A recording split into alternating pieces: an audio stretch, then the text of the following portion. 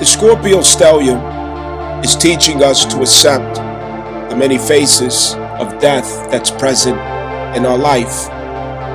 That is, the emotional burdens, processes, internal conflicts that are beyond our power to avoid or change. It is to accept that certain emotional loads are to walk with us at certain seasons in our life, and we have to find the acceptance for their discipleship in our life at those key seasons, because they are indeed messengers, teachers, enlighteners, and points of revelation for us if we will be receptive. Through Pisces, Saturn has been teaching us not to run away, not to try to escape through sensationalism, addictions, habits, avoidance, oversleeping, so on and so forth. We are to accept that there is value, there is download and revelation, there is access to beautification of the self, enlightenment of the self, and perfection of the self through these very imperfections, if we could have the bravery and resilience to accept that that is the case, to learn from it.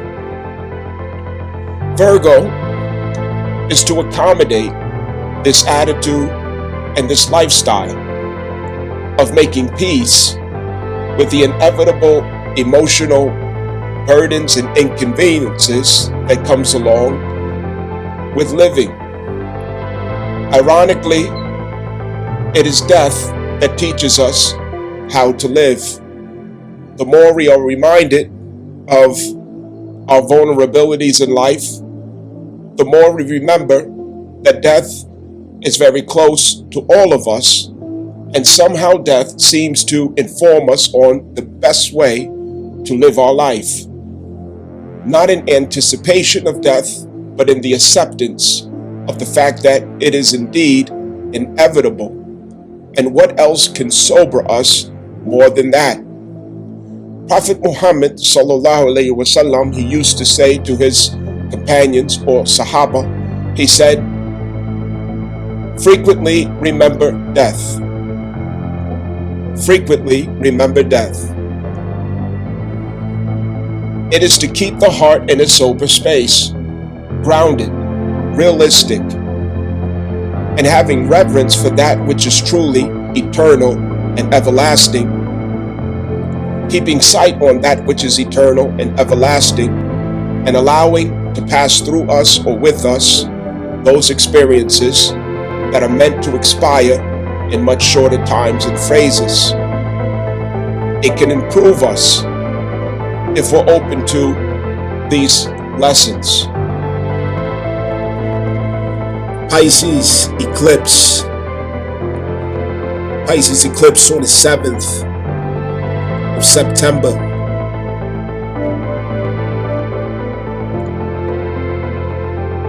(15 to 16 degree Sabian symbol mark. You're going to consider Pisces 16 degrees. Understand that. What do we have here? What's being expressed? The flow of inspiration.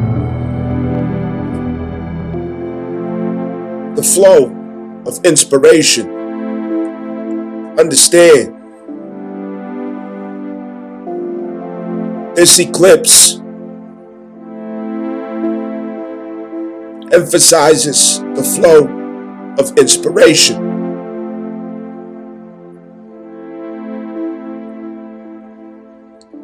I go on to quote, finding grace in stillness. An important part of our life practice is to find inner peace. Connect here and now with the eternal everywhere.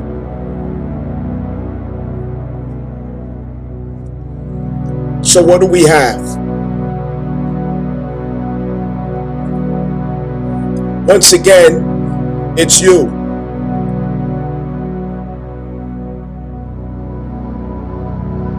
Considering Pisces, what Pisces is all about, the use of our imagination, the power of our imagination, what we choose to subject it to, what we choose to focus on, and our power and authority that we utilize to create and facilitate the conditions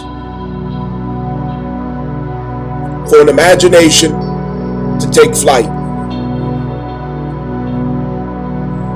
There has to be security for that to happen. Order, cleanliness.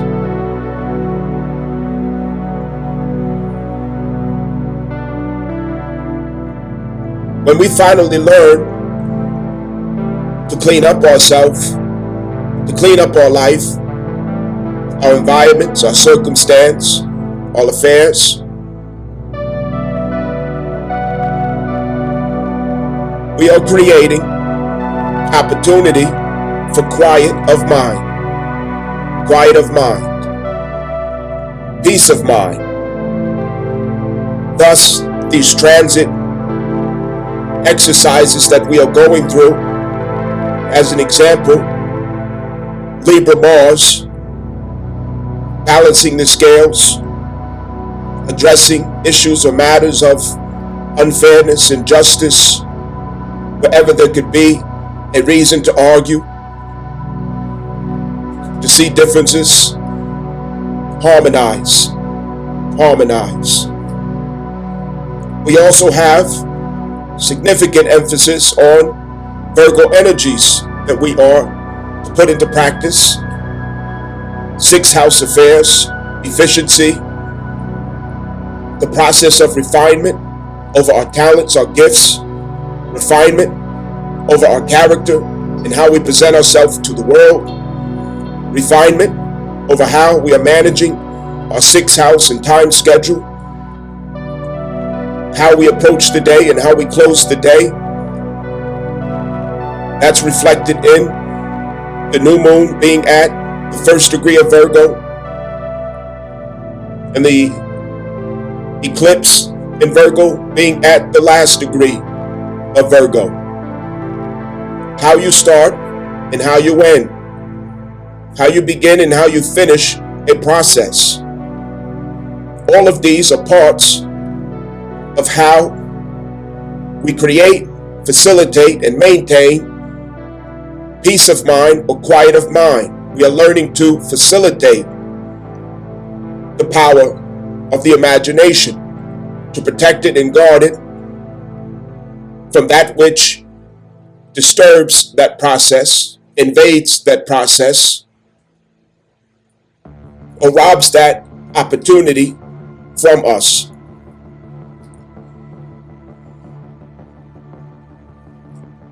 We started out Virgo,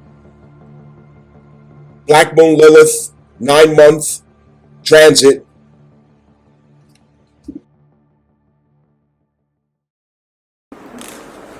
What comes to mind when you hear Wabi Sabi? Do you think of a calm Japanese room, simple design, or a beautiful garden? Many people believe that's all Wabi Sabi is about. But what if I told you the true meaning of Wabi Sabi is completely different? Today, I'll introduce you to the real essence of Wabi Sabi. Nowadays, even in Japan, very few people understand what Wabi Sabi means. In fact, many can't even explain it. But by exploring the deeper meaning of Wabi Sabi, we might rediscover true beauty that modern society often forgets. If you want to understand beauty that comes from within yourself, not just a superficial understanding, stay with us until the end of this video. In this video, we dive deep into the history, philosophy, culture, and traditions of Japan. If you are passionate about Japanese culture, this channel is definitely for you. Subscribe now and join us on this exciting journey. Wabi-sabi has been a part of Japanese culture for a long time. However, it became known to the world during the Meiji era. After Japan opened its door to the West, Japan tried to find its identity on the global stage by highlighting its unique spirit. During this process, the concept of wabi-sabi gained worldwide recognition. Wabi-sabi is not just about fashion or design. It represents the core of Japanese spirituality. Many people think of wabi-sabi as a single idea. But wabi and sabi each have distinct meanings. This was September 30th until June 27th, 2024, where we had Black Moon Lilith transiting through Virgo. We also had Juno transiting Virgo, and this was the beginning of our commitment to the number 9 Hermit card process of rebirthing ourselves out of the grips of our uncontrolled impulses with Venus, the detriment of Venus, the getting sober, rebirthing ourselves through the number 9 Hermit card process. It must begin with isolation until we mature that process into solitude, embracing the isolation, realizing what the purpose is for. In the Hermit card process, it is the mercy, it is the grace of Allah or God, however you choose to say, that protects us and prevents us from those experiences and connections that could spoil the spirit or corrupt the spirit, that could cause distractions, escapism, making detours from what we have to show a focus to. This was the crisis also with Pisces, that we were learning to show authority, discipline, commitment, obedience, grit, accountability, to where we have caused spoiled and crisis into our lives behind a lack of accountability and boundaries because of escapism and addictions at the point of Pisces in our natal birth chart. It became a mess. Venus, who is exalted in Pisces, can bring you to spoil at this position if we are not careful. Saturn brings redemption for that situation through karma. Karmic exercises that shows us where the weaknesses, the escapism, where we are fugitives from ourselves, where the fears of our subconscious in 12th house continues to plague and entrap us in cycles of undoing, dark covenants with energies and curses passed down through the blood, Pisces most certainly representing that which is in the blood, ferrous phosphate, understand?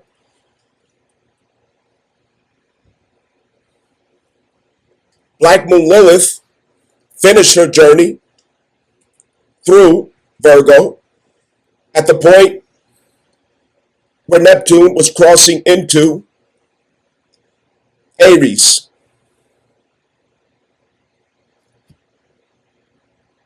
This is important to note.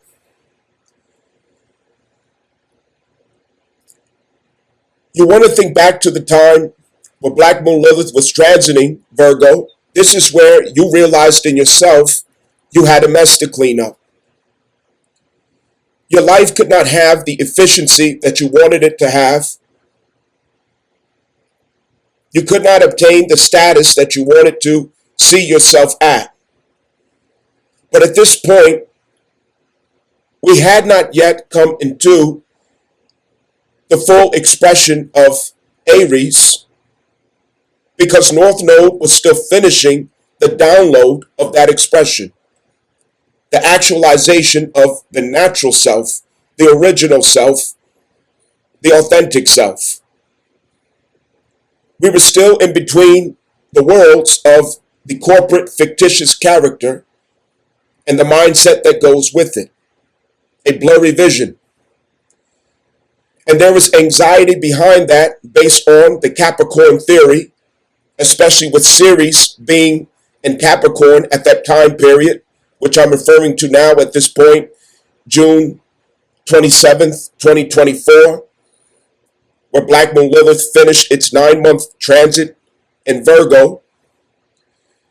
This is where we still had attachment to the Capricorn theory and ideal over our life.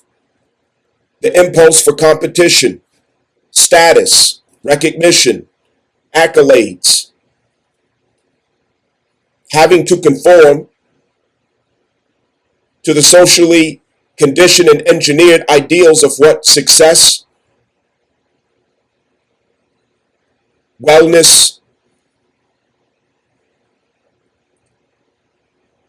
and status is all about according to the status quo. The internet description of what it means to be successful. The internet ideal of what it means to be a winner. The internet ideal of what it means to be valuable. Virgo is an impulse that wants to arrive you at your ideal of value. Taurus is the value that you realize you are. It is also how you come to understand what is valuable to you or in your life according to your particular order of consciousness. That is second house and Taurus. However, it is Virgo that processes and refines that which has value so that it can also hold value competitively in the world market at the 11th house. Understand? So it is through Virgo where we had this anxiety to get that point of our life together through Virgo. Black Moon Lilith was a deep dissatisfaction, anxiety, and fear of not being worthy, not having the ideal of perfection for the image that we stand in and for what other people could expect us to be. And if you need a personal reference of what this energy was, you can find it at your 10th house. That is the character. That is the reputation that you were striving to have. The first house is the image that you were striving to have. And there was something that was not allowing you to manifest or express that in a way that you felt was satisfactory. So here comes the anxiety to perform, to work, to apply yourself in what really would be futile. The futile ideal of being perfect, having it all together, having the picture perfect life, lifestyle, or image, having the picture perfect situation, circumstance, or status that others could admire you for. Fearfully working away, laboring, under a pessimistic disposition. Nothing is good enough.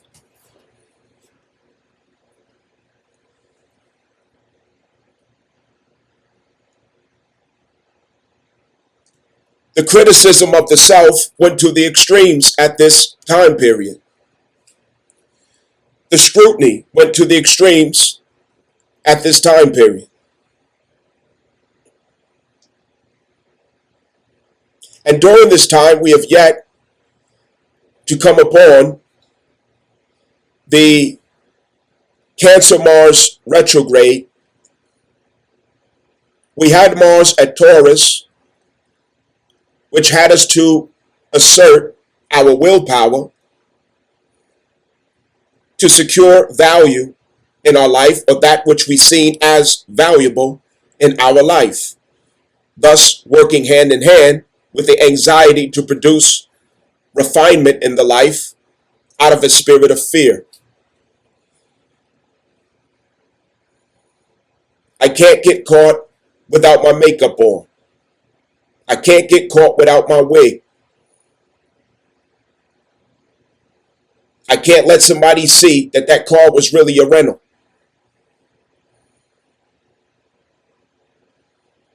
It's where the human was racing to uphold a lie, an illusion, fearfully, not wanting to be found out as being normal, not wanting to be found out as being regular, not wanting to be found out as being average.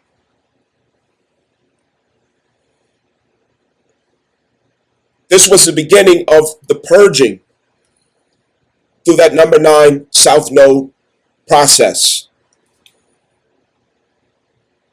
That was the hit of this energy that's coming in.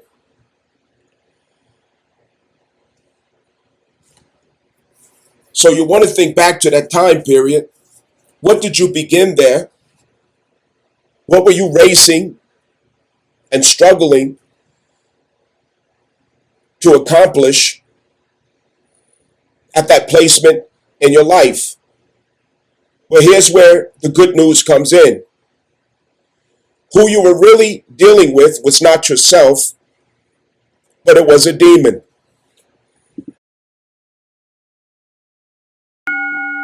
The term Wabi comes from the word Wabishi, which means things like poverty, loneliness, misery, lack, or suffering. Wabi is not about glorifying poverty or lack. Instead, it's about facing the emotions that arise in such situations and accepting them. Nowadays, wabi-sabi is often associated with minimalist interior design or Japanese gardens. But this is just one part of wabi.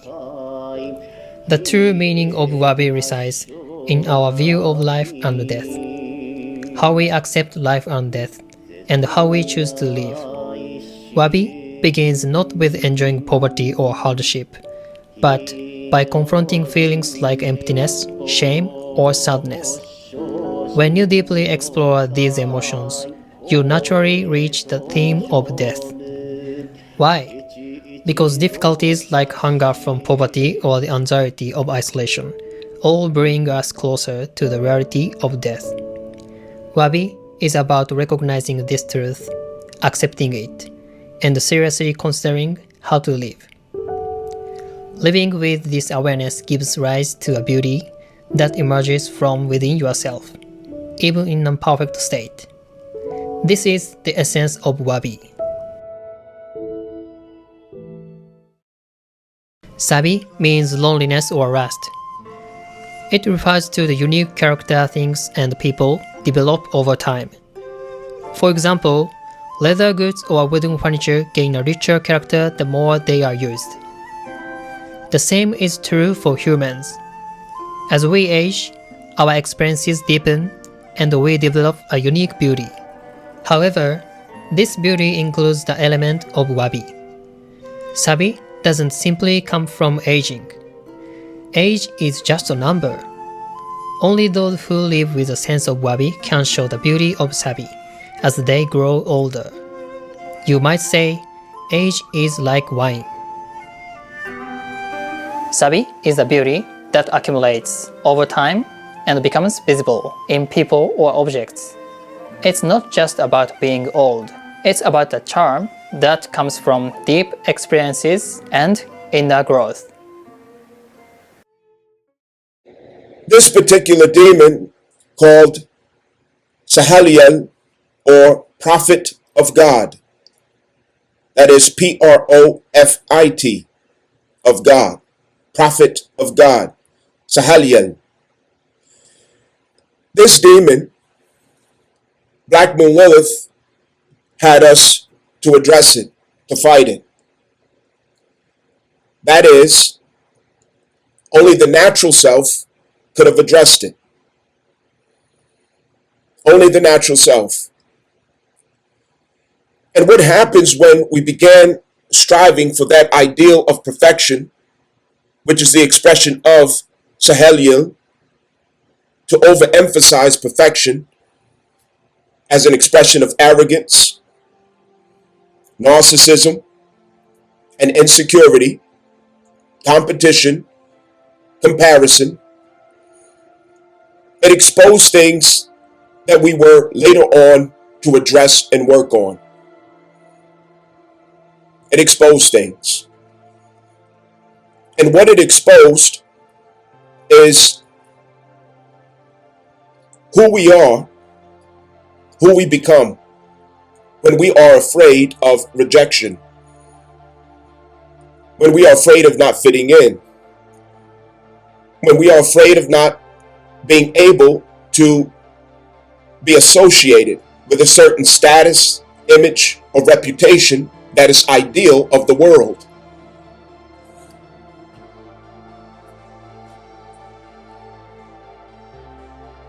It's something we would have to admit. Something we would have to admit. This was prior to Uranus entering into Gemini. So the mind was not yet thinking outside of the rings of Saturn, but within the confines of public approval and public ideals.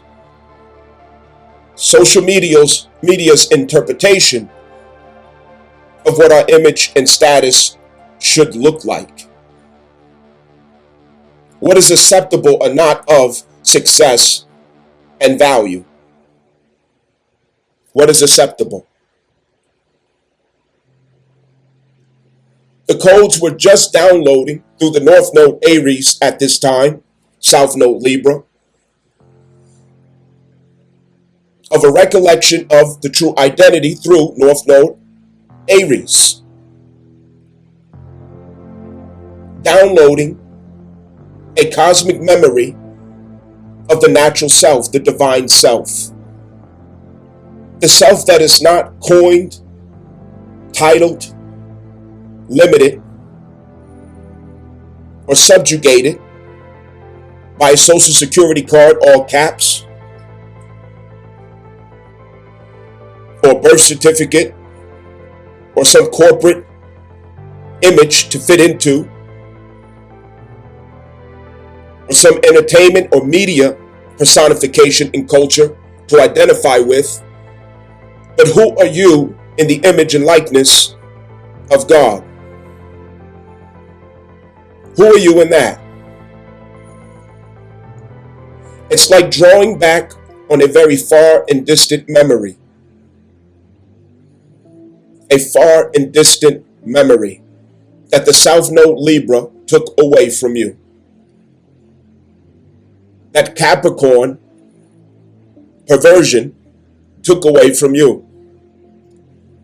This is the beginning of the dismantling of Rothschild Rockefeller's ideal since 1902, 1903, starting with the General Education Department. That part through Capricorn. The corporate servitude and claim of the human identity, which goes consistent with unum sanctum. Understand, the Pope Bull, unum sanctum. Let me say it again, the Pope Bull, unum sanctum. Consistent. What we also were dealing with at the South Node Libra is the downfall and dissolve of liberalism and feminism at that time. Saying goodbye to that energy as all of its powers began to crumble, one screw, one nail at a time. Virgo would have to intercept the effects of this. That's where refinement goes.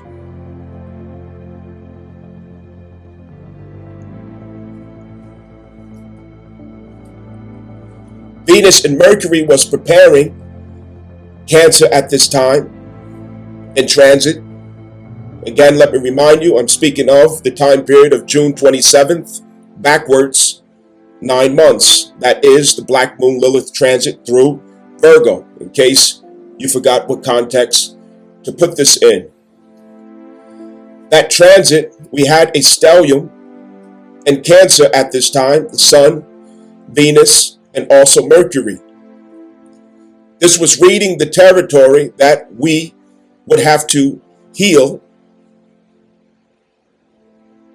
and transform the culture through. Preparing the culture of tribalism, nationalism, and ancestral pride and claim. As you can see, today we are in the full reality of that expression in the earth from nation to nation. Once Mars entered Cancer, that's where it all began, with us seeing the righteous anger in us, the resentment, the moodiness. It harbored a demon that we would have to fight and deal with by going back into our childhood.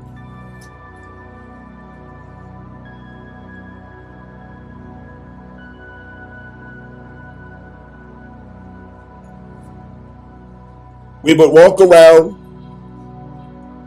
for these 9 months as Mars was direct, retrograde, and direct again through Cancer. We would walk around with a moodiness, a chip on the shoulder, aggression, disappointment, fighting with Fakail, okay? Fighting with Fakail, that is Phahkaiel, the flask of God, the flask of God, okay? This shadow, this teacher called the demon, was exposing us to who we are when we lack love, the realization of love, who we are when we lack advocacy, who we are when we are alienated from the matriarchal moral commitment, moral constitution, moral obligation. Who we are when we are disconnected and alienated from the inner child. We are a mess, we are a wreck, a ticking time bomb. We are full of emotional violence, turbulence, depression, anger, resentment, moodiness. It was a problem. And among those problems, we were projecting and assuming that it was the other person in front of us that was the cause of those frustrations.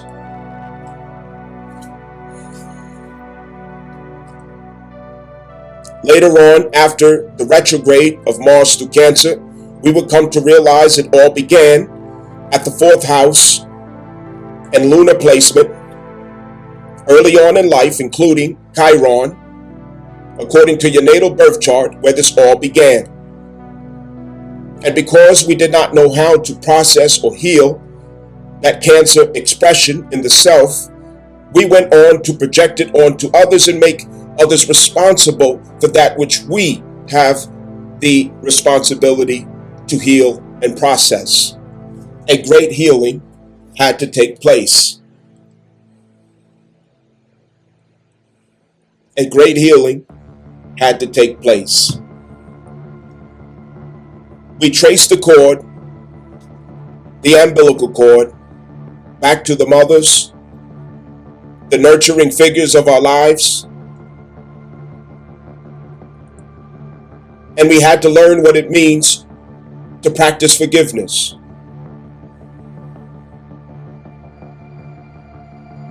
We had to learn what it means to seek understanding, to give ourselves closure wherever we may have needed it.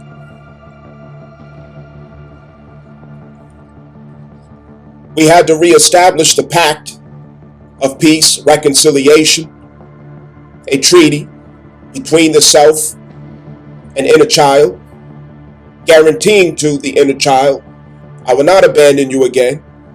I will honor you. I will hear your voice and I will respond. I will not delay. Whatever your needs are, it is my urgent will. You are safe with me. I will always advocate for you and I will never put you in positions where you have to question me.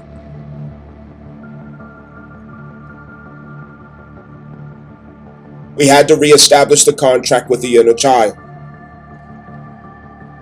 What we learned is that in doing so, our relationships around us are a direct reflection of our relationship with our inner child. He who abandons the inner child will manifest abandonment in their relationships.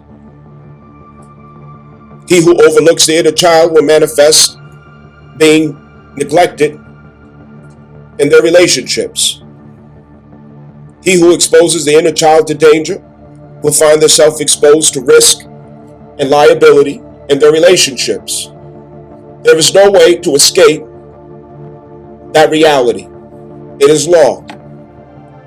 As you do to your inner child, so a manifestation of one who will come to do the same to you. And who do you have to blame except yourself? Yourself.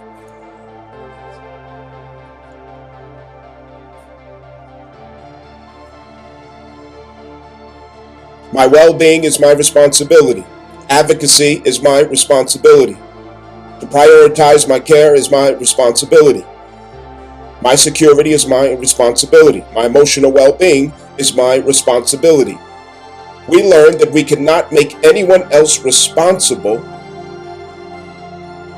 for our matriarchal status in ourselves with our inner child. We cannot. It took many months to do that. Every time Mars goes into retrograde, Mars changes the culture. Let's understand that. Mars polarized the society when he went retrograde in Gemini, starting with Elon Musk's purchase of Twitter. Understand that. That was the beginning of the ethereal civil war. So likewise, when Mars went retrograde in Cancer, it changed the cultural talking point to nationalism. Nationalism across the board is the topic. Who's from where? What is your flag? What is your nationality? What is your status? Understand?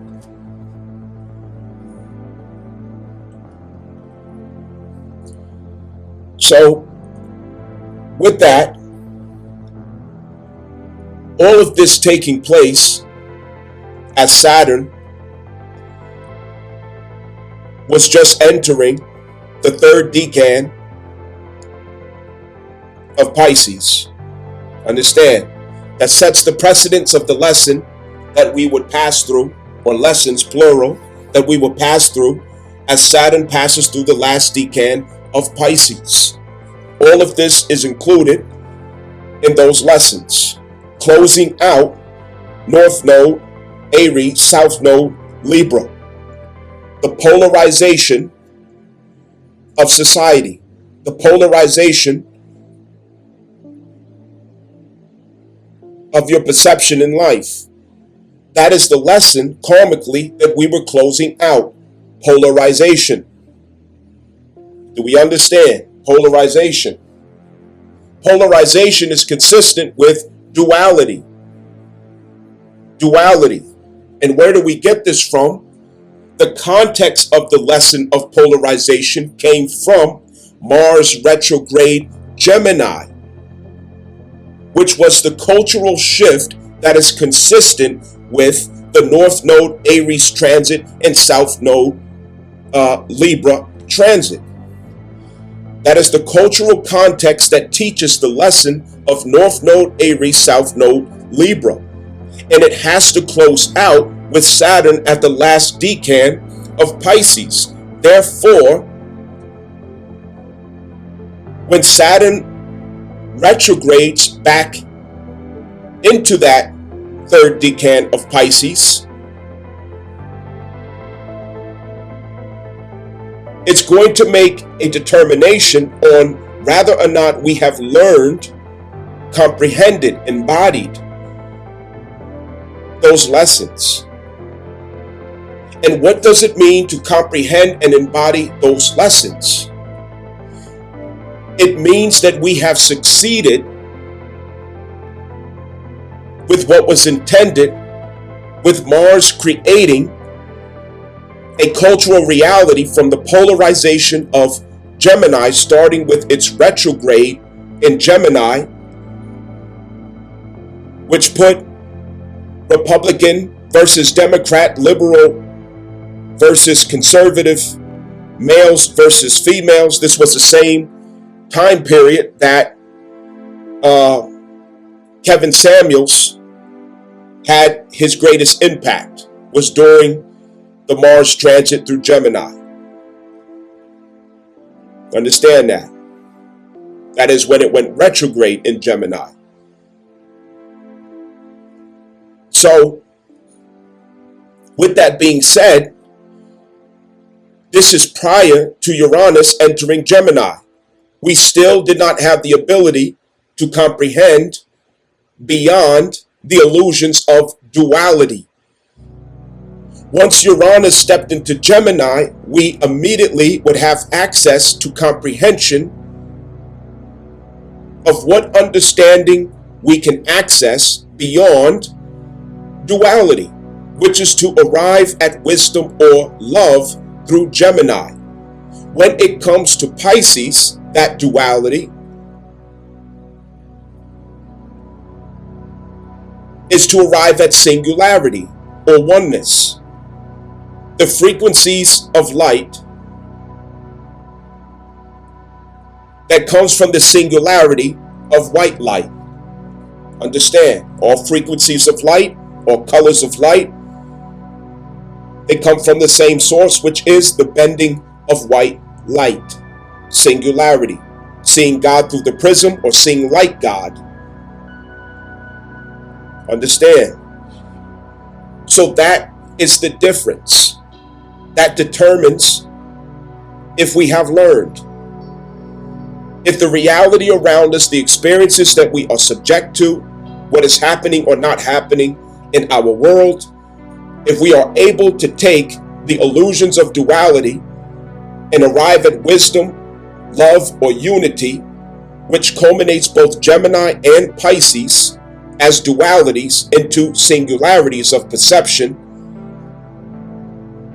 that's how we know we have learned that lesson that Saturn was teaching us. That has to go with that lesson.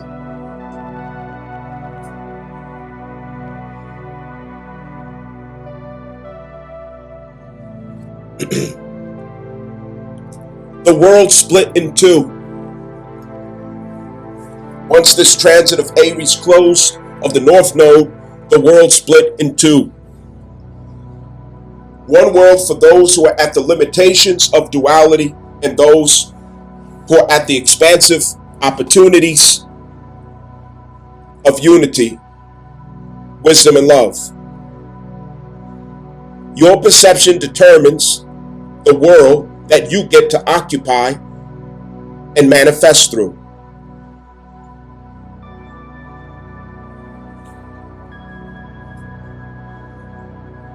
You determine that.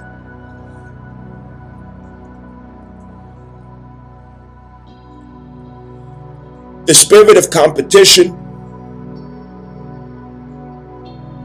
envy, consumerism, overspending of money, having to overburden yourself to obtain status, accolades, proofs of wealth and success.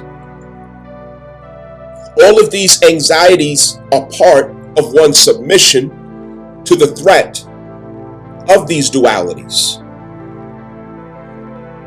I need approval. I need validation. I need acceptance. I'm afraid of rejection. I don't want to get laughed at or made fun of. I have to fit in. I have to be a part of the cool kids. It's like high school thinking.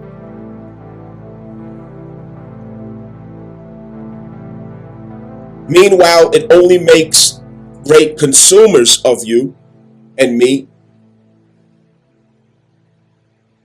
That thinking was favorable for these reptilians, these filthy rich, deep state, behind the scene puppet masters. It's favorable for them, for us to have that anxiety. Spend, spend, spend, so somebody thinks I made it. Spend, spend, spend, and work, work, work, so somebody thinks I'm rich and wealthy and famous. Spend, spend, spend. Get degree after degree after degree, so somebody thinks finally that I'm valuable. But the truth is that you do not feel valuable inside of yourself, which is why you're abusing yourself to pull that status off. You don't feel that way. You got all this fancy stuff on.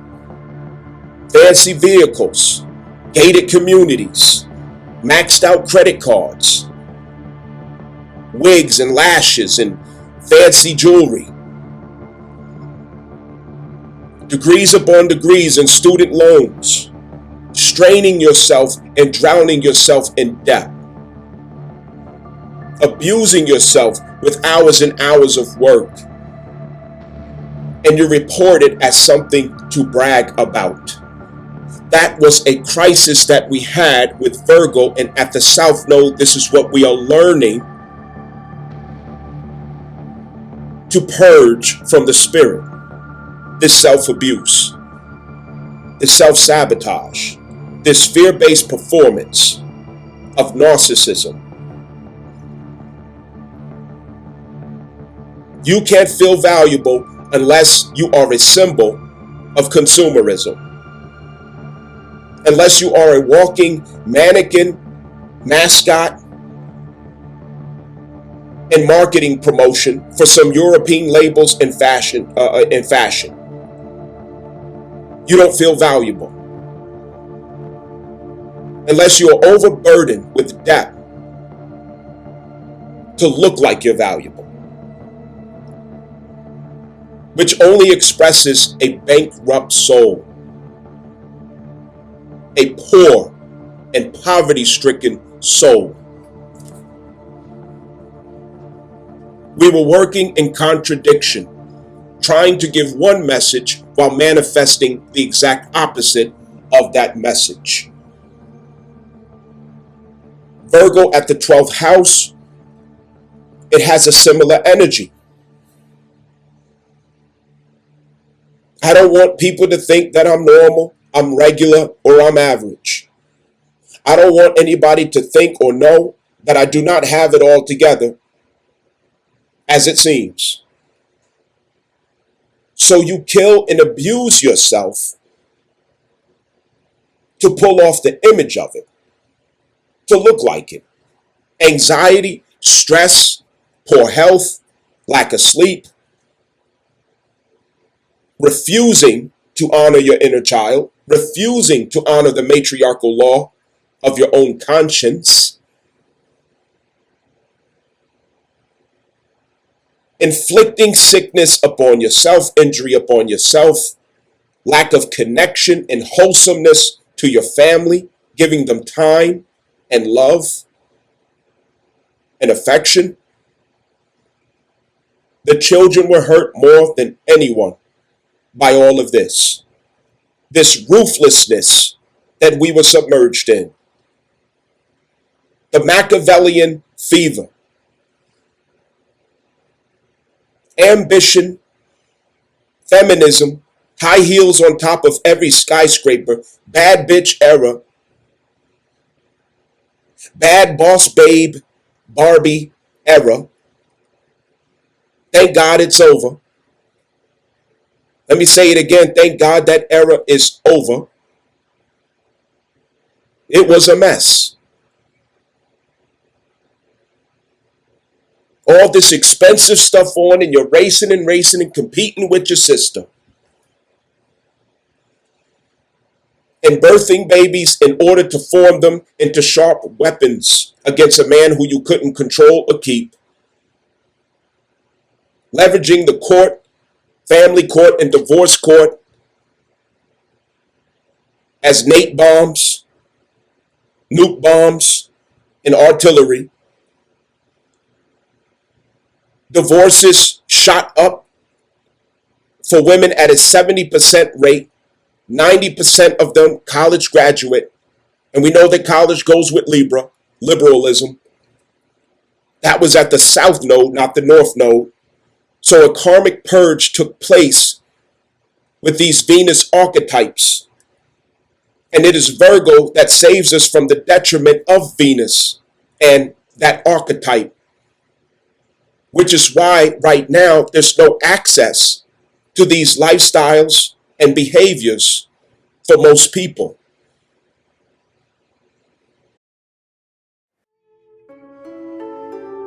Wabi and Sabi are two sides of the same coin.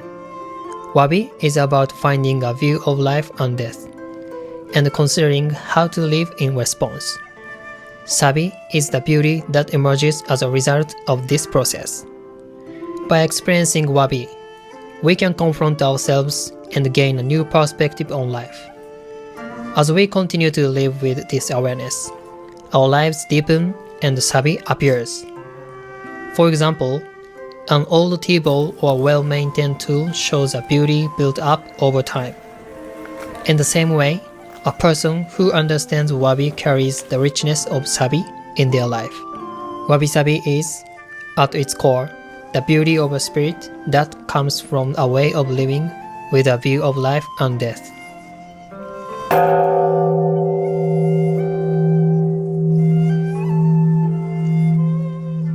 You might wonder, can we only experience wabi-sabi in poverty or hardship? That's not true. Even if you live in a bustling city like Tokyo, you can still experience wabi-sabi. You might feel lonely in the middle of a crowd, or sometimes worry that your fulfilling days are slipping away. These are moments when you sense impermanence, the idea that nothing lasts forever.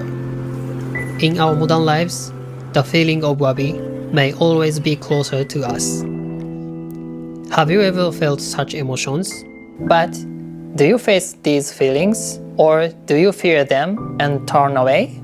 Many people try to escape their fears and loneliness by focusing on work, money, superficial relationships, or depending on loved ones.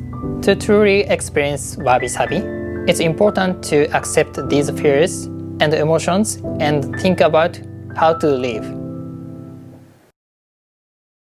This process leads to a deeper view of life and death, which is key to understanding wabi-sabi.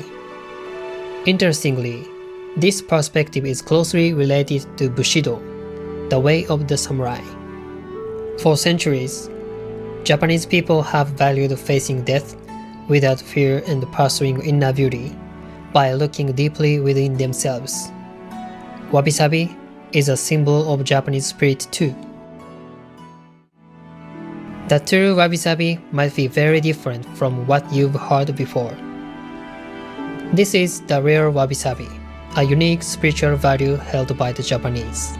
Now more than ever, We should recognize the true wabi-sabi that flows from within ourselves, not the shallow wabi-sabi, like fashion and design. Many people might need this deeper wabi-sabi in their lives. In the next video, I'll share a practical way to incorporate this true wabi-sabi into your daily life. It is over. And it's over by design of perfect wisdom of heaven. You will learn to accept your averageness, your common identity, your regularness. And you will find the abundance, the wealth, the wisdom, the love, the perfection in being normal, average, common, and regular. Yes, you will. Yes, you will. And you will celebrate it. And you may even ask yourself, I was overstraining myself for nothing. 300,000 African American females sent home from the plantation. The favorite useful idiot was the African American woman for the liberal left democratic wave. The spearhead for feminism, although the idea of feminism was the white woman's, it was a black woman who exemplified and demonstrated its capacities to utterly destroy families, to destroy children, and to destroy communities and rid it with violence and prostitution. That's the end game of feminism. Now, if you listen closely, moment of silence, if you can listen into that, can you hear it? Hold on, let me turn the volume down. Can you hear it? Those are the footsteps of soldiers marching into 19 cities on the orders of President Trump. American soldiers to 19 cities prescribed. It already happened in DC. Trump announced that it will go to Chicago next. But who will it affect? The black and brown, niggers, and Hispanics.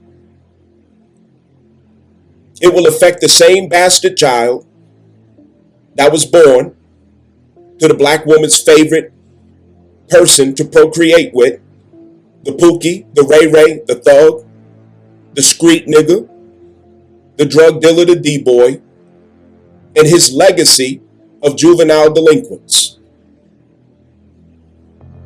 That's who it's out to get. The bastard child.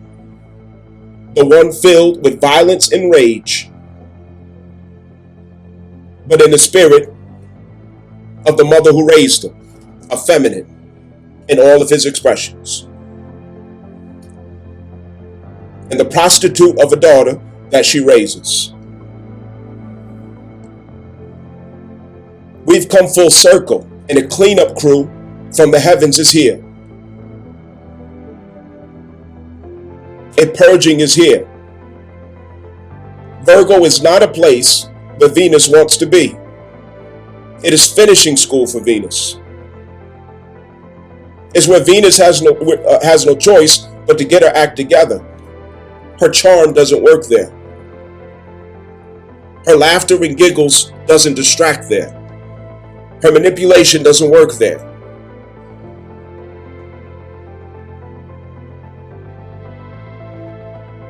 That is where Mother Mary has Jesus across her lap. A dead, cold body before its resurrection. It's no laughing matter. Virgo is to get ready for court. The three courts, Libra, Scorpio, Sagittarius. Everything is urgent about Virgo. A sense of urgency to get it together before judgment. the behavior, the character of American and Western females under the spell of feminism. It was a blessing that acted as a catalyst to teach women how to pair accountability and moral commitment with their expression and claim of freedom. Otherwise, the very freedom that they are claiming becomes entrapment of their own souls by their own doing. Let's understand that. Let's understand that. Let's make sure we know all that we were supposed to be learning. So Saturn's retrograde motion back into some of these themes and lessons will include points at Virgo where we were learning to get sober from that race and competition of vanity. Here's a litmus test. Can you and can I admit I'm a common man, I'm an average man, I'm a regular man? You see, that is victory.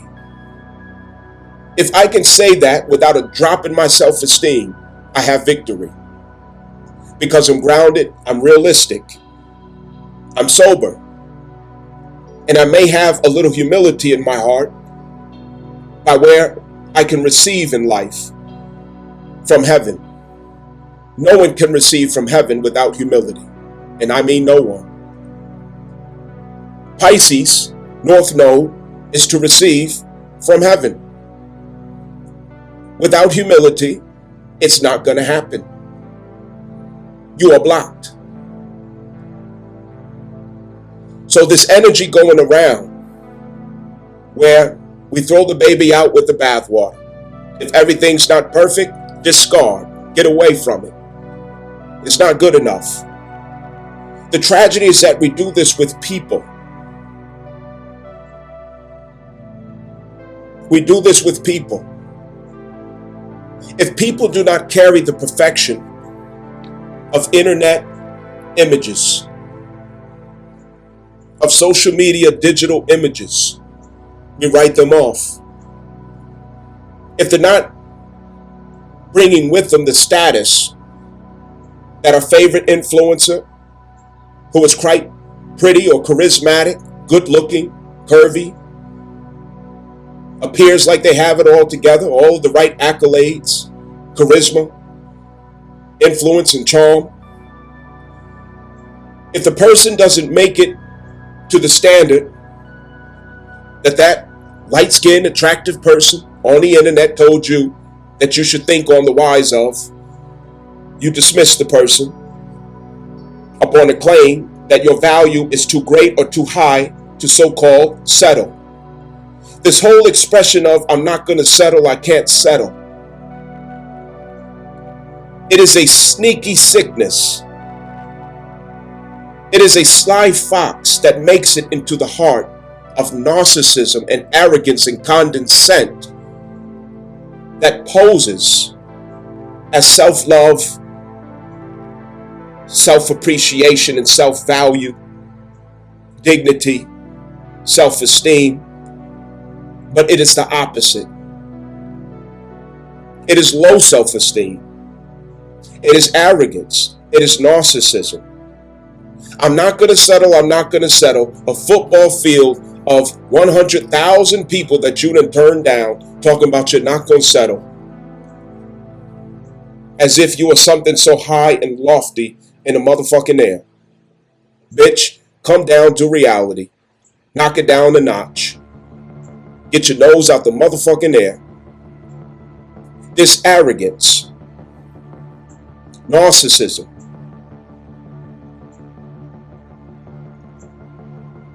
America is no longer, or even globally, babies are not being made. Marriages are not being initiated. It's at all-time low. Feminism is at the root of that. And how females of society have been indoctrinated with an arrogance an overestimation of the self, this South Node, 12th house Virgo expression of themselves. There's an anxiety for females of Western world and of America to put on this portrayal of perfection, high value, success, competition, all while hiding, ironically, under wigs, lashes, makeup, veneers, BBLs, surgeries on the nose, liposuction, expensive European fashion, thousands of dollars of debt in student loans, in degrees that now, because of AI and Donald Trump's black marker, are totally irrelevant. Instead of producing value from their inner being, starting with their identity and nature as women, they went through feminism, the indoctrination of liberal college campuses, South Node Libra, and they mimicked and copied each other instead of finding source of guidance from their own heart. And each one determining that their value was too great for their neighbor's son, for their common brethren, for the blue-collar man who fixes cars, who builds houses, who does plumbing and electric, who drives the dump truck, who paves roads, who paints houses.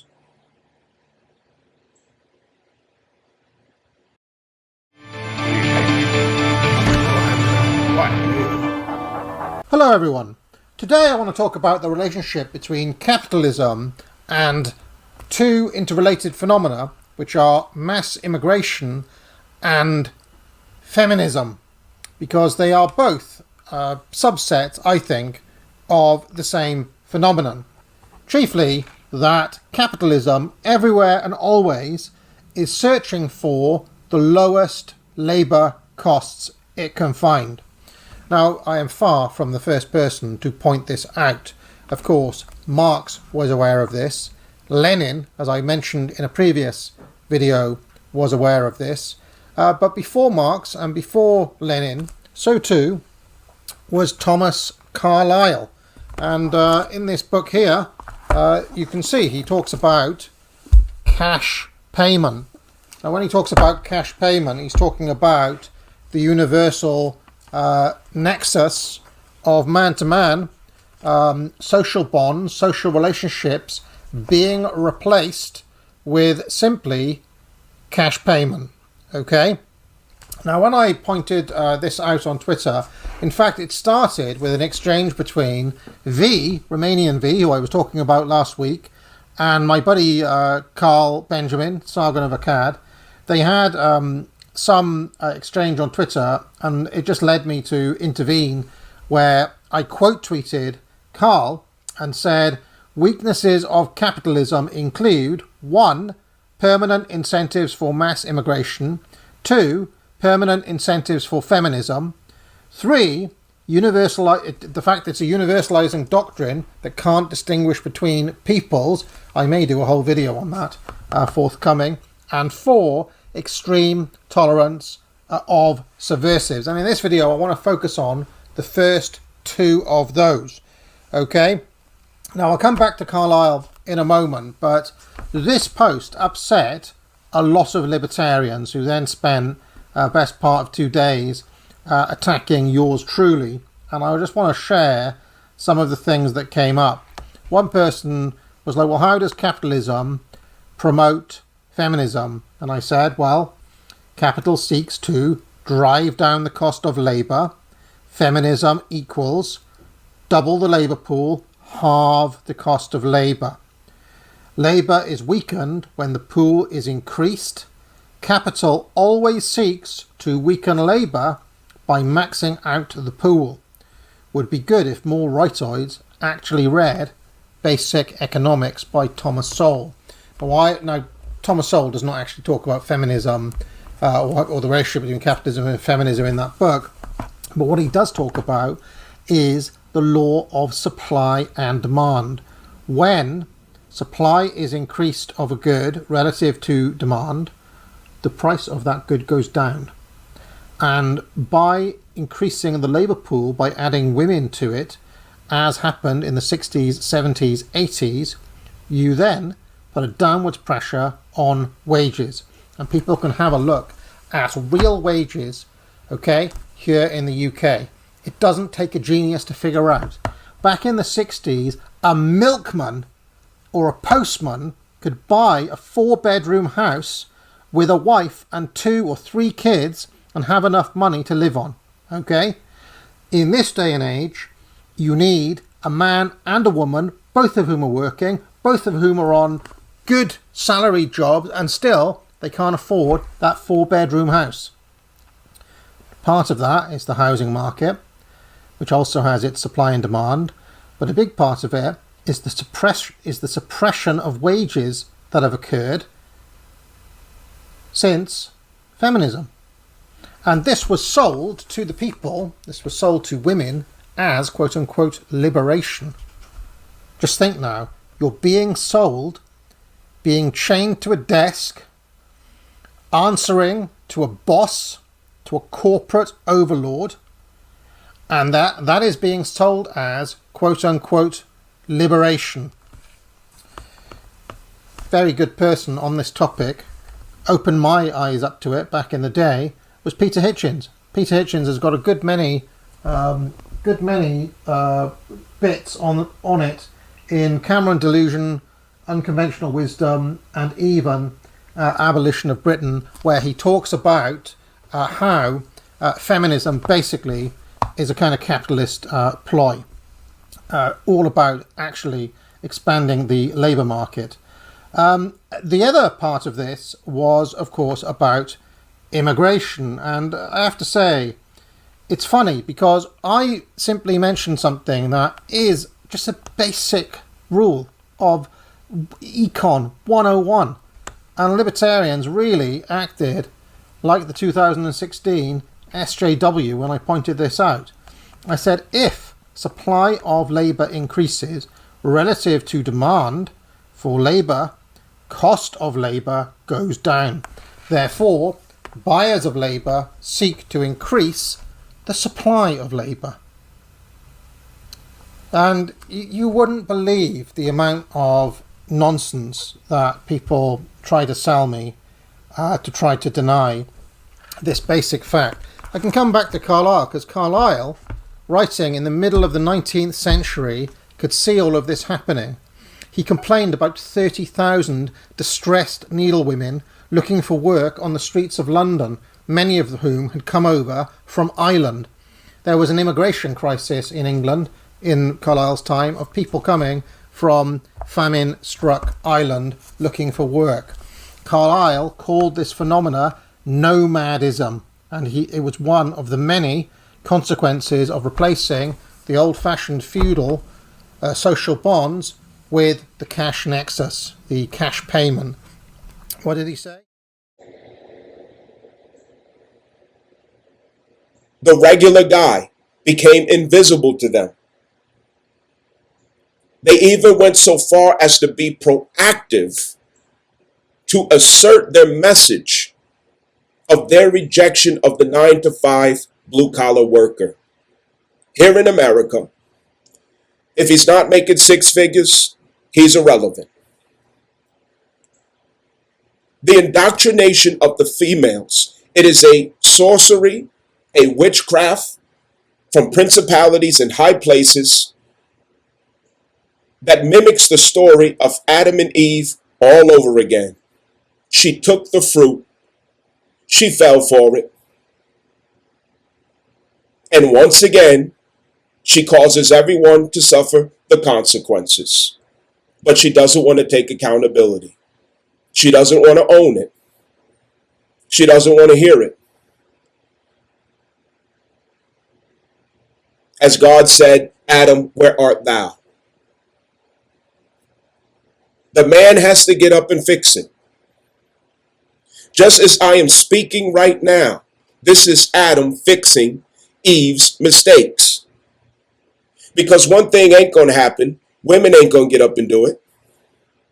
They're not going to mention it. They're not going to talk about it. Not enough of them. You're going to be quiet about it. You're going to hide it. You're going to shame anybody if they say anything. You're going to block, delete, unfollow. If you hear it, you're going to run away. Tuck your tail. But a man has to come and fix it. After you broke it. And you don't want to help him fix it. But once it's fixed, here you come. Wanting to be a part of it. But we have to become so unpopular, so undesirable, so unliked in order to fix it. And it starts with the power of the word.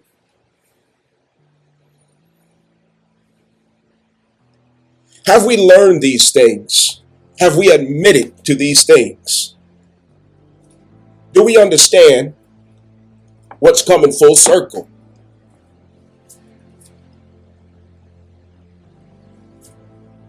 God is trying to restore the status of the family unit. It is the only revolution. That has to begin with the claim of our proper status, the natural person, the real person, not the fictitious character in competition.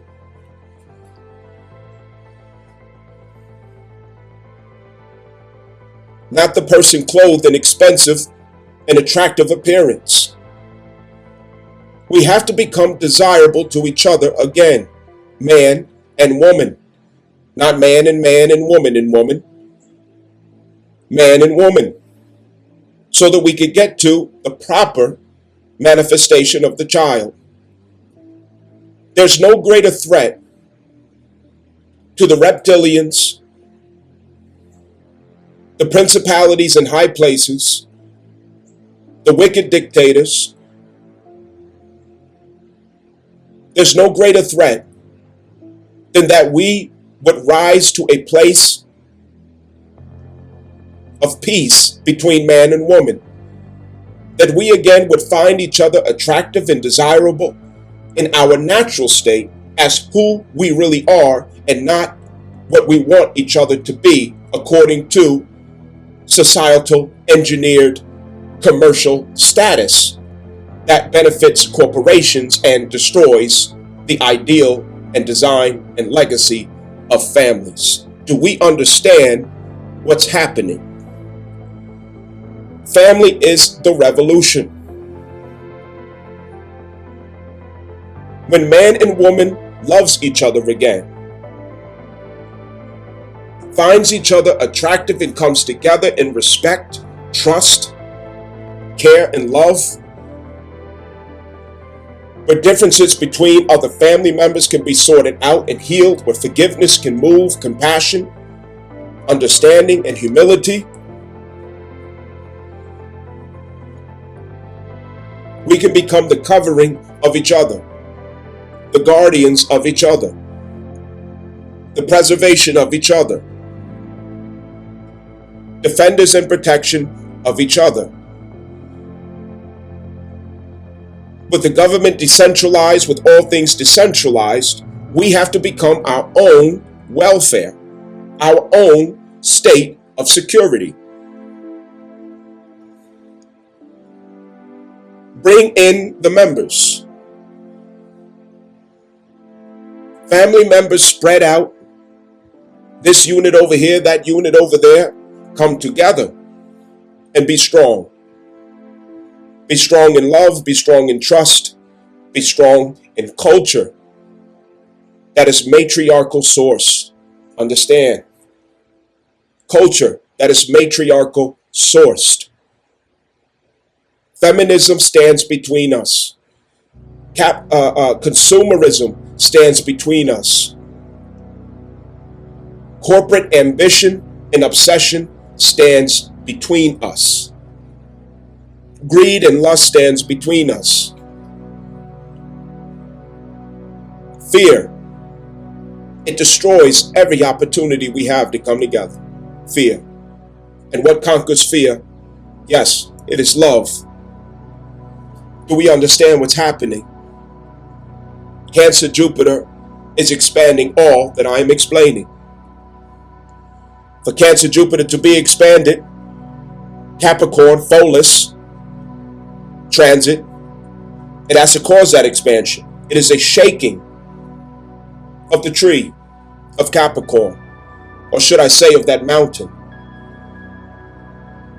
It is a rumbling of the mountain. Capricorn represents the ibex. The ibex scales the side of the mountain with hooves and accurate precision.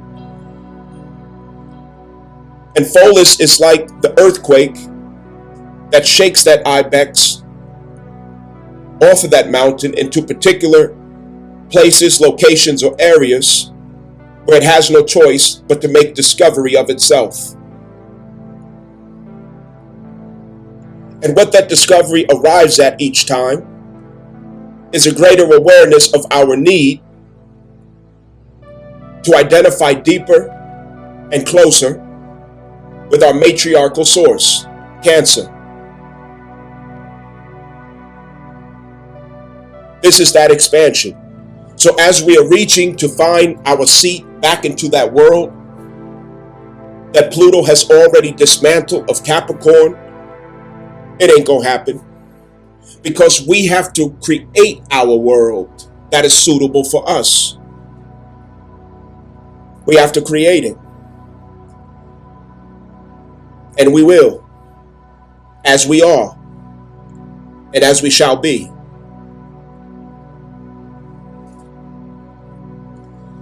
The stellium moved through Scorpio of Black Moon Lilith, Vesta, and Juno,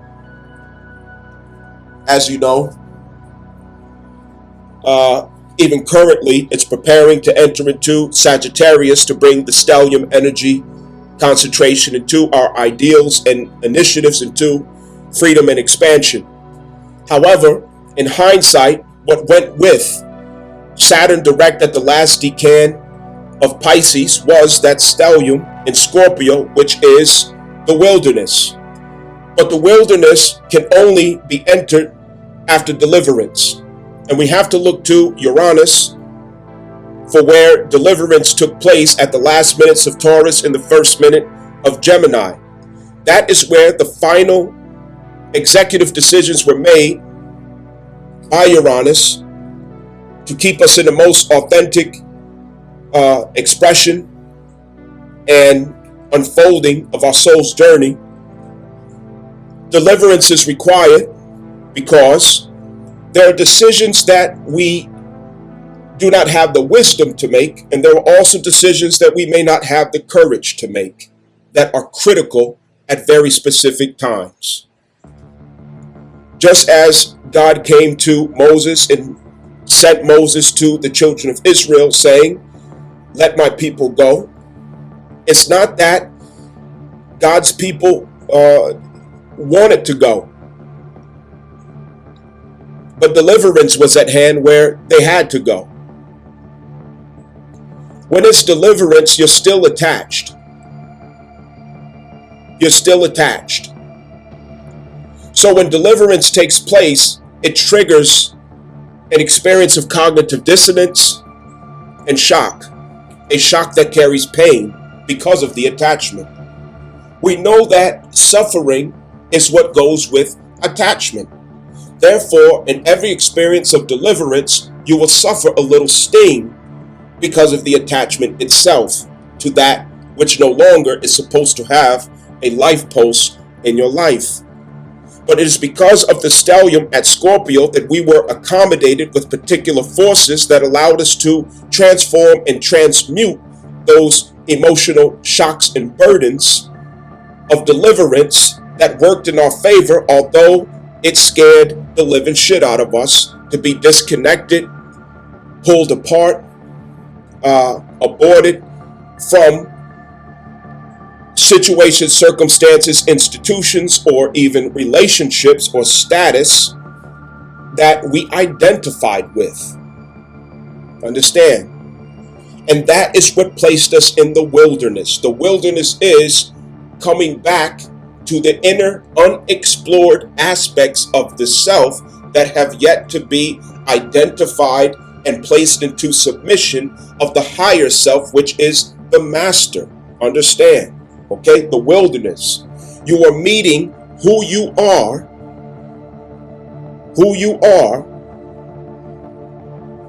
in the aftermath of deliverance. Who are you when you don't get to control anymore? Who are you when you are not in control? Who are you when things do not go the way that you wanted it to go, or things are not the way you want it to be, or truth turned out to be something that offends you? Who are you? Who are you when what is right, what is good, what is true is contrary or a contradiction to your feelings and your expectations? Who are you? Who do you become? Who do you become when you are powerless or helpless to control a situation or another person? Who do you become? You become someone who is engulfed with their shadows. You fall into anger. You want revenge. You're full of resentment. You're bitter. You're concentrating illness, sickness, and cancer into your organs from all of the dark energy that you're harboring and concentrating. You can't let it go. Murder, murder, murder is all you can see. You become a demon.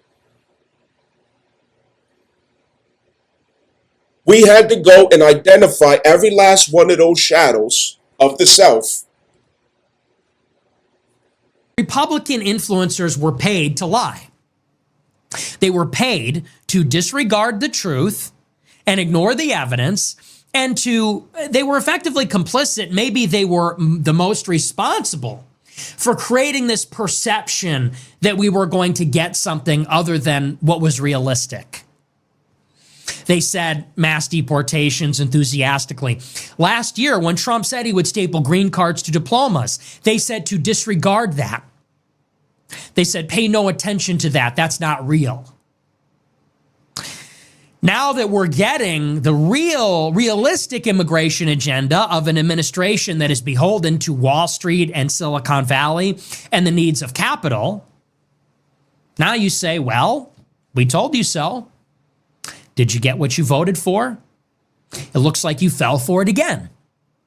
The Republican Party, which is controlled by the wealth interests, the special interests that profit from the labor, once again, they tricked you. They lied to you. They used nativist rhetoric. They used xenophobic rhetoric. And by xenophobic, I mean that in the colloquial sense.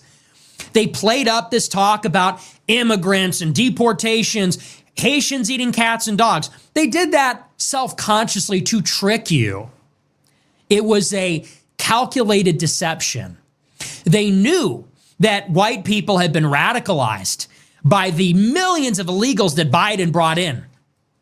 And so they leaned into those sympathies. They leaned into those feelings and that antagonism. And they did that deliberately, knowing that that would make you enthusiastic about voting. And take command. Take ownership. Yes, that is me. Yes, that is mine. And it took time. It took time. The shadows are also expressions of ourselves that we felt ashamed of. Expressions of ourselves that we got rejected for in the past. So we put it behind us. We ignored it. We left the baby under the bridge and walked off. Understand? We treated those expressions of the inner child like a crackhead behind a dumpster who just had a baby. Throw the baby in the dumpster and walk off. That's what you did with those expressions of yourself. And what happens when you do that with those shadows? They become juvenile delinquents in the underworld of yourself and your own nature. Writing graffiti on the walls. Robbing, selling drugs, stealing and killing. Prostitution. Sleeping under the bridge. They become something that you're ashamed of. You don't want to identify. Get away from me. I don't know you. But they're your shadows. They are you. But to fit in, to be liked, to be accepted, to never have to go through the tragedy and the terror of someone walking away from you or leaving you, you pretended like they weren't there. Everything that you love to do, everything that you wanted to say, everything that you wanted to be, you put it away. Because feeling loveless was too much to suffer. Feeling loveless. But lovelessness was a misperception that we had. And we had learned that through the Cancer Mars retrograde transit. Look how merciful Allah is. Look how merciful Allah is. Alhamdulillahi Rabbil Alameen. Ar-Rahman Ar-Rahim. Maliki Yawmiddin. Look how merciful Allah is. Understand that.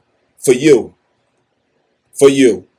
All these cosmic accommodations for you. Timely. Timely.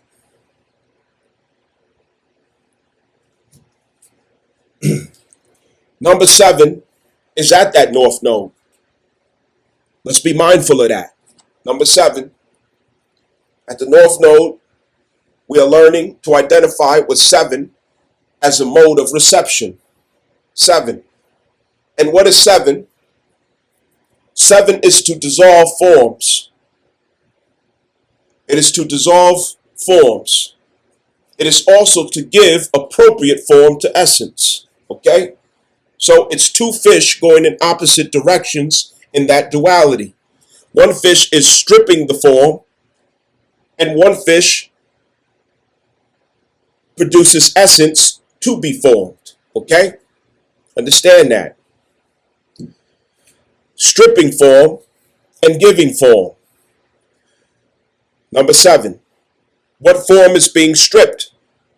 The reality of the inner rings of Saturn. What form is being found or innovated? The outer rings of Saturn, okay, accommodated by Uranus, Gemini, cognitive perception. Through that means, through the open mind, the revolutionary mind, the unorthodox mind. Understand? Okay, this is what's aligning us with the consistency of the expression of Aquarius collectively, we, the people. Let's understand that. Let's understand that. Number 7. 7 is hosted by Neptune. Neptune, the great purifier, the dissolver. Power of the imagination. The power of the generation of the ideal. Generating the ideal. In Pisces, old ideals were dissolving. And it was painful. We were looking for escape to cope with it. Coping has been at an all-time high. Coping. And coping is part of the problem because it distracts from the opportunity to be productive with the timeline. The opportunity is now. But if we are trying to cope through addictions and distractions and escapism, we miss the opportunity to perform as the window is open at that portal, Pisces North Node. Number 7, downloading blessings through that. Now, Neptune coming out of Pisces into Aries. I idealize my own identity. I am my own ideal.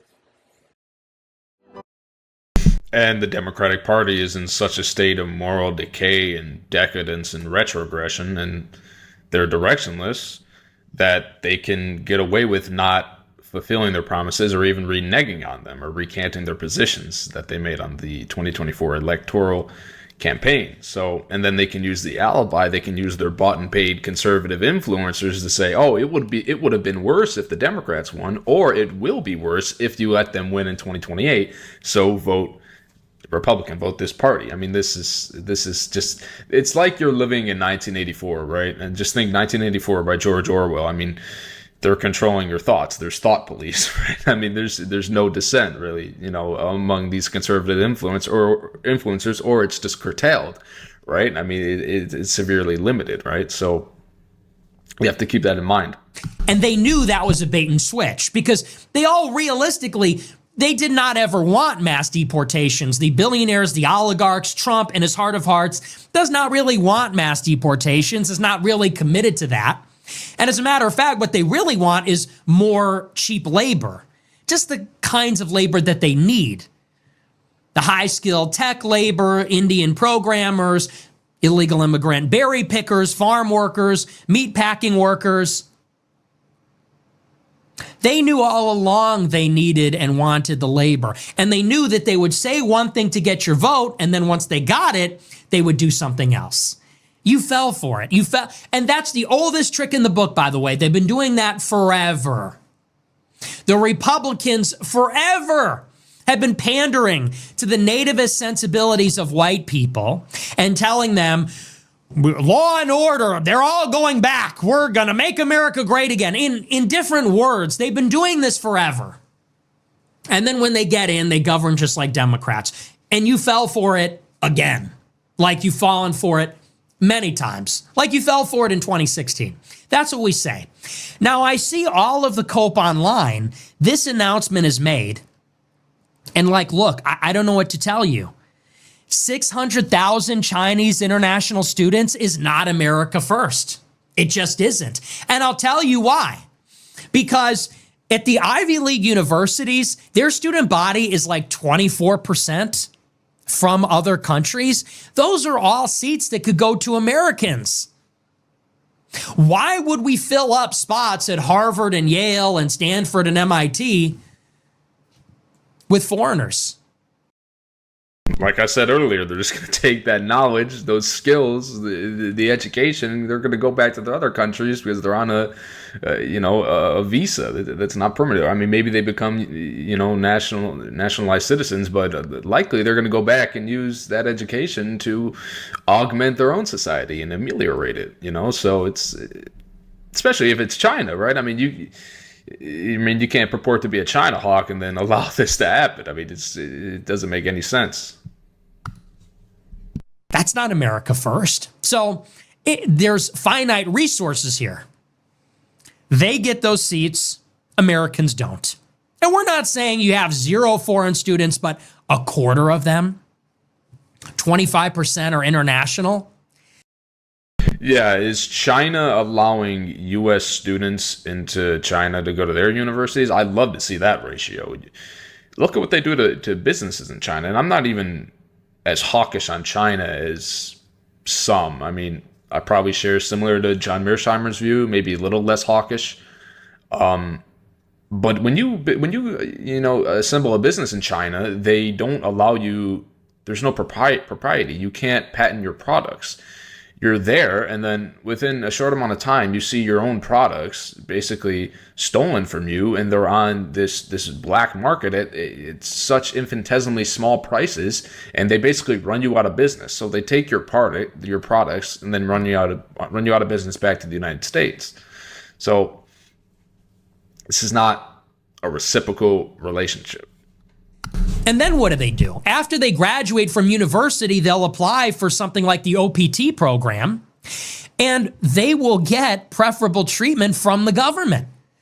For a company to hire a Chinese tech worker out of college on the OPT program, or the OTP, optional training program, for a company to hire someone on one of these work visas, they don't have to pay certain taxes. They don't have to pay as high of wages. And they know that these workers are dependent on the employer for their visa. So they're effectively like indentured servants. So they can pay what they want. The conditions are what they want. They control those people. And those are the good jobs, the high-paying jobs, the important jobs that should be going to Americans. Instead, they're going to... I am my own ideal. Recovery of the true identity. Recovery. Knowing that a new ideal or concept of the self must be constructed. And Saturn comes to conjunct with that Neptune in order to provide grounding, realistic perception, a sober calculation, assessment, and review that makes a dream a reality. Understand, the anxiety at Pisces, which is full of fear, shame, guilt, Saturn had us to face all of that shame, fear, guilt, greed, lust, all of the demons of the 12th house. The characterization of that for you is known by the sign or impulses that you have at the 12th house. What happens when we, through Saturn, face it karmically and address it, deal with it, which usually is through accountability. Accountability. Okay? Where did you hear that before? Accountability and moral commitment must assist what? Freedom. Okay? So the accountability factor had to go with Saturn, Pisces in the 12th house, showing accountability to that which we're complaining about at the 12th house. The 12th house is to complain about not getting what you really want. And not getting what you really want or receiving that which you really want is because you have not aligned yourself with accountability, discipline, obedience, structure, order, rectitude, infrastructure that makes an ideal or dream a promise. Understand? You see how that works? Okay, so that's doing away with the fear. Fear also of rejection. The 12th house is where we manifest ourselves into once we identify with or consent to the feeling of rejection. Rejection places us in a 12th house energy. The only rejection is in the form of that energy or impulse at the 12th house for you. Okay? For you. If your 12th house is Gemini, if it doesn't manifest in that particular expression, it is not rejection to you. Understand that, okay? So, rejection is what a lot of us have been running from. Codependencies that identifies with the South Node Libra, which is the timeline that I highlighted with Black Moon Lilith transit through Virgo. Okay? Let's get that understood. That also lines up with the last decan of Pisces. Are we learning how to process and deal with rejection? You cannot be authentic, you cannot be real, you cannot be genuine, you cannot be sincere if you fear rejection. Understand that. You have to face rejection to learn how to deal with rejection.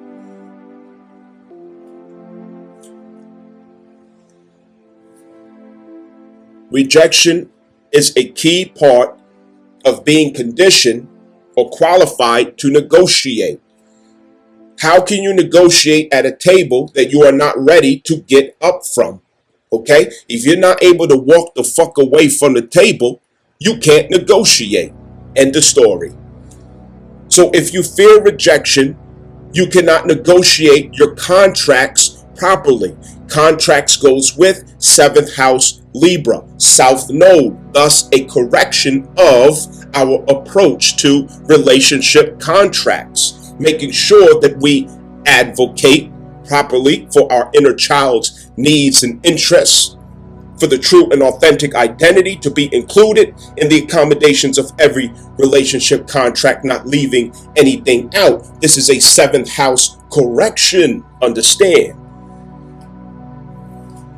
You can't negotiate at a table that you're not willing to get up and walk away from. Otherwise, you're only a customer. You're just a customer.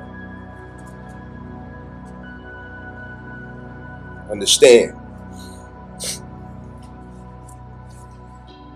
I'm jogging you through memory lane of this last decan of Pisces. All right? Now, in particulars, did we learn boundaries? Did we learn accountability? Okay? Have we taken command and control of our imaginations? Not wandering into depression, escapism, addictions, distractions with the time that's on our hand, but intentionally and deliberately drawing on the power of our imagination. Have we learned to create and facilitate peace of mind? Have we learned to facilitate, to make a formula for ourselves of our daily life? 6th house, Virgo. Virgo rules the 6th house. That is the formula, your recipe, your ritual, your daily prescription, your daily timeline, that which you do over and over again every day to produce a particular result over the image of your life. That which you utilize to form your character at the 10th house. Does your formula and process include a way to guarantee yourself peace, quiet of mind, so that you can concentrate and download from Pisces that which you must create and facilitate? Have you done it? Have you done it? This is the point. Because what is coming to us from the North Node, it only comes to those who have prepared for its reception. If you have not prepared the conditions for its reception, you will get passed by. Sorry, you missed the train. You missed the bus. Catch the next one. The dove is not going to land on your shoulder if you're violent. The dove is not going to land on your shoulder if you got a mess, if you got bats flying around you, noise, traffic, ripping and running the damn streets. You can't sit the fuck down. You can't see or realize the power in silence, the power in quiet, the power and opportunity in solitude. You see it as isolation, but you're meant to see it as solitude if you would only embrace it. That transforms the 12th house shadows, addictions, distractions into impulses and expressions of unconditional love, the power of the spirit. The Christ impulse activated. Let's get it together. Let's get it all the way together. Stop fucking around. Let's get it together. You know what I mean? Change your drawers, nigga. Change your motherfucking drawers, nigga. Get it together. Sit up straight. Get it together. Let's not fuck this shit up.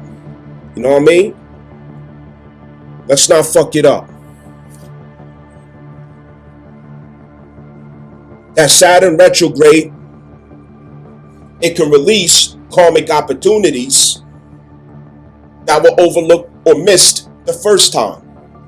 When Saturn goes direct the first time, it's introducing you to karmic exercises and lessons that your realization of personal authority and accountability is going to give you success to, is going to give you victory through.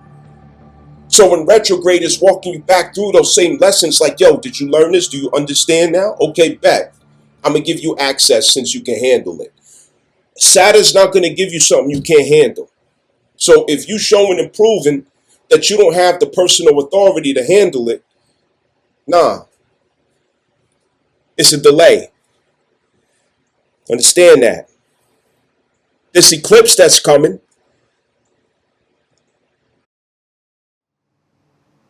foreigners are going to, Chinese people and Indians. And who does that benefit? Well, it benefits the foreigners and it benefits the employers that hire them. This is not America first.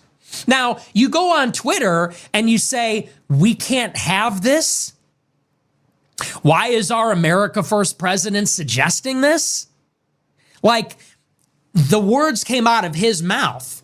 He was elected on America first. He won in a landslide. They all claimed that this would confer upon him a mandate to use state power to just do things. And it would inaugurate a golden age.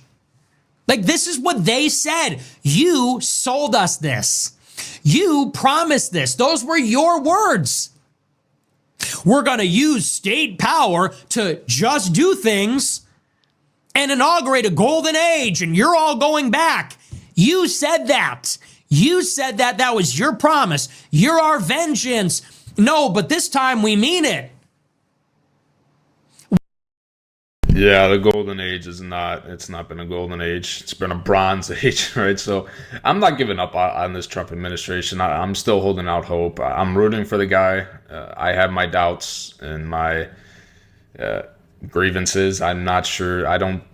We all know it was not going to be as glorious as he promised. This guy talks in hyperbole. He's the greatest self-aggrandizer and grandstander I've ever seen in my lifetime. So we knew he talks in hyperbole constantly, so we knew it wasn't going to be that great, but we all thought it would be better than this, right? I mean, war with Iran in the first 6 months, right? A country that doesn't pose a threat to us, that Bibi Netanyahu has been lying about since 1991, and all this other stuff. It's the whole Epstein, JFK, MLK, RFK scandals with the redacted documents and all that. It's just a slap in the face, actually. This is ridiculous. This is not what we were promised. We're against this. We don't want this. And what do all of Trump's supporters say on Twitter? People that hate the Groypers are on Twitter today saying, oh, well, Trump is just saying that. Okay, but why does he need to say that?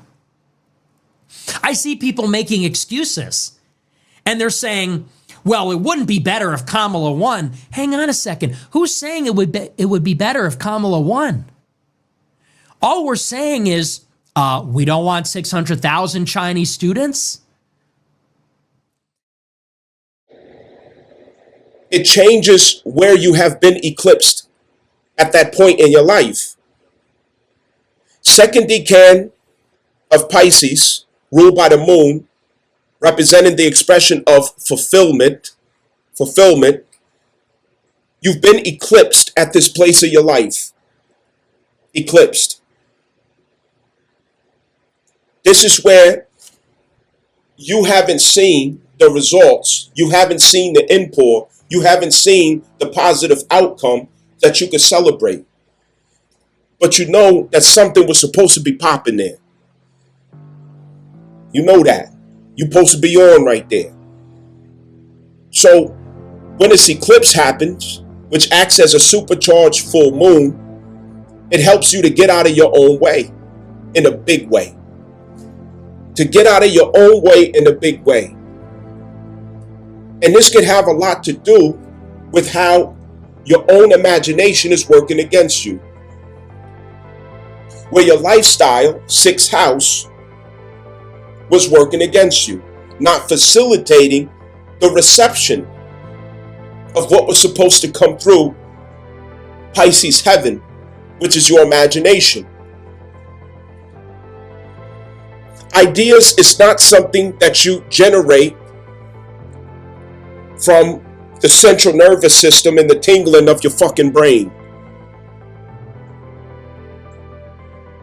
It's in the ether. If I bring down a great idea that serves humanity, I downloaded it from the ether. It's not my idea. I just downloaded it. You could have downloaded the same idea that I downloaded. It's just that I facilitated the ability to be receptive to it and receive it. I have the conditions for it to land. So whoever has the conditions for it to land, that's who downloads it. Let's get this understood right. We're supposed to bring in ideas from the ether, from heaven, from the thrones. That facilitates our needs collectively as services to each other, that perfects the reality of the evolutionary time period and stage that we have progressed through karmic phases. We are agents of heaven. And we have to stay in memory of the fact that that's who we are. The identity is part of status, and status, jurisdiction, and jurisdiction is state. And the state, of course, is the expression of the longevity of your legacy through your ancestral inheritance. Let's know this.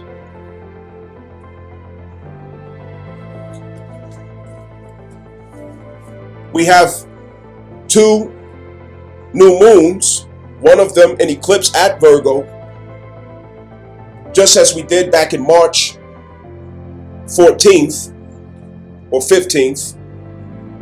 This heavy emphasis at Virgo is not for naught. You see, the number 9 Hermit card, it puts us in touch with the heart center as the source of our wisdom and instruction and marching orders. Not what Big Booty Keisha, you know what I'm saying, gave you ideas to on Instagram. I emphasize over and over again, you got to be careful about pretty women and charismatic men who give marching orders on the internet. Attractive and charismatic people, thousands of likes and accolades and attention and validation and praise and looking all fancy and all this stuff, they're rocking your ass to sleep. And you've got to be very careful. Look what happened recently with Sadia Khan. I mean, Sadia Khan is just gorgeous. You know, she's fucking gorgeous, bro. You know what I'm saying? I guess Middle Eastern woman or whatever. You know what I'm saying? She fine in a motherfucker. But she full of shit. Just like Dr. Bryant. You know what I'm saying? These Dr. Cheyenne Bryant, these influencers out here who carry sex appeal and charisma, and they got the camera all up in their face, all the lights and everything that you like to see. That's how you get your ass rocked to sleep. Wake up, nigga. Uranus is in Gemini to help you a little bit to get over that stupid shit. To see beyond. Understand that. 6th house is essential. It is critical to knowing how to align with this energy. If your 6th house is all jacked up, you are not going to be receptive to this eclipse opportunity that's going to manifest in your life. You could fumble the ball. You can fumble it. The 6th house is everything. It's what you do every day that forms your character. It's habits and behaviors that forms the character to have the capacity to fulfill the duties and responsibilities at the 10th house. It is how you approach your life. And with Black Moon Lilith and Mars taking 2 months to go through there, we have developed a mastery in how to approach the 6th house and be effective in maintaining control and order and efficiency over our sixth house experience. Why? Because we have to stay in a Zen state of peace in order to download and continue to download the ideas that will manifest the generational creations and innovations that we need. Peace is of the mind, quiet of mind is everything. But that can't happen if your sixth house is a mess. You're running a hamster wheel. You're chasing status. You're depressed. You're not using your time, your energy, your resources to refine your situation, your circumstances, your health, your well-being. This is supposed to be sorted out by now.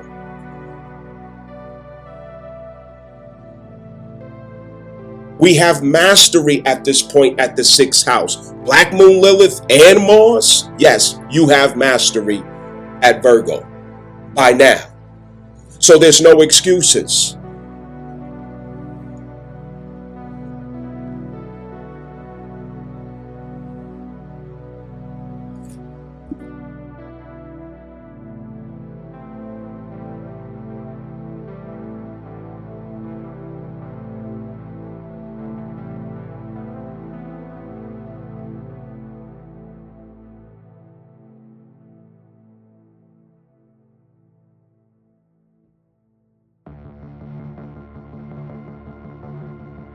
So now,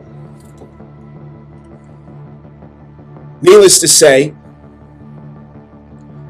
Pisces, this is not a place where the eclipse is having you to control shit. You're downloading, you're receiving. There's going to be a sharp change at that point of your life that breaks the intolerance that's happening at that point of your life. And it comes in a form of a sense of fulfillment for you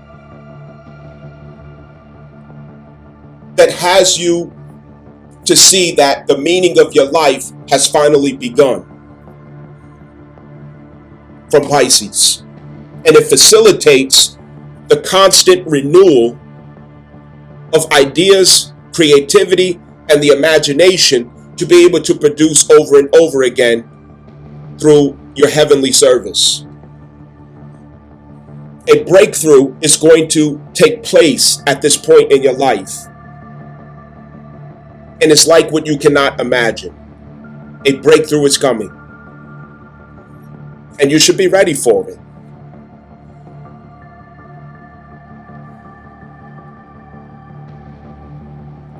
With this breakthrough coming, 7 at Pisces,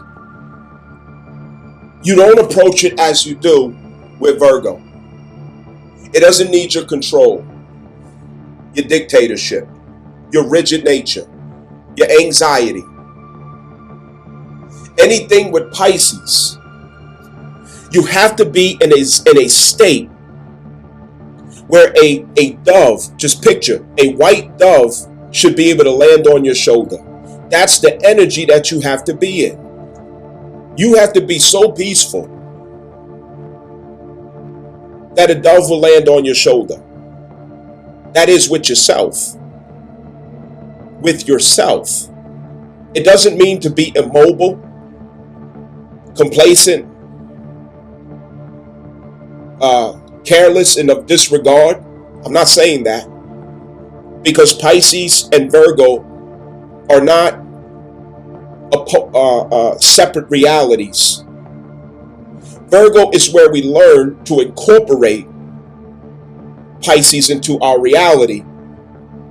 And Pisces is where we learn to incorporate Virgo into our reality because they are the balancers of each other. Therefore, spirituality is not to escape responsibility. It is to incorporate, blend, and harmonize the expression of spirituality within your measures and approach to your daily responsibilities and routines, realizing that it is a parallel exercise to realize depth in your spirituality. It is not a separate thing. It is not duality. It is singularity in truth. Understood? So anyway, it took considerable effort, to produce this recording. Inspiration or motivation, it's not always easy to conjure or find, So, let's be supportive to each other, inspirational to each other as much as possible. You never know if somebody needs it.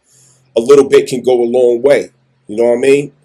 But, I'm very strong. I'm good at being strong. You know what I mean? And out of that strength, I was able to, produce this recording. You know what I mean? Just come from the hip and the heart, you heard? And I'm just hoping that it blesses every person out there somehow. And I hope that we can see that we are bringing in exactly what we need, and we are becoming who we were looking for, okay? That 12th house is for you to suffer a reality as a person that later on you're going to have to come back and save. But you have to become the person who is qualified to save you. And you, when you return, are going to be in the form of other people who are subject to that which you used to be subject to. Okay, let's get that understood about the 12th house too. Pisces, Saturn retrograde back into Pisces. You know what I mean? Let's understand that. So we letting go of escapism, you know what I mean? Addictions. We're letting go of that. We're going to have boundaries, right? We're going to have control and mastery over the power of our imagination, knowing that that is the source of creativity. We're protecting our dome, where the power of thought, you know what I'm saying, is conceived at. That's the source. And we're opening ourselves up to positive connections in relationships. We're bringing it in. You know what I'm saying? We're bringing it in. Come together. Work out the differences. Don't leave anybody out there. If you can help it. Homelessness is being criminalized by Trump. Drug addiction is being criminalized.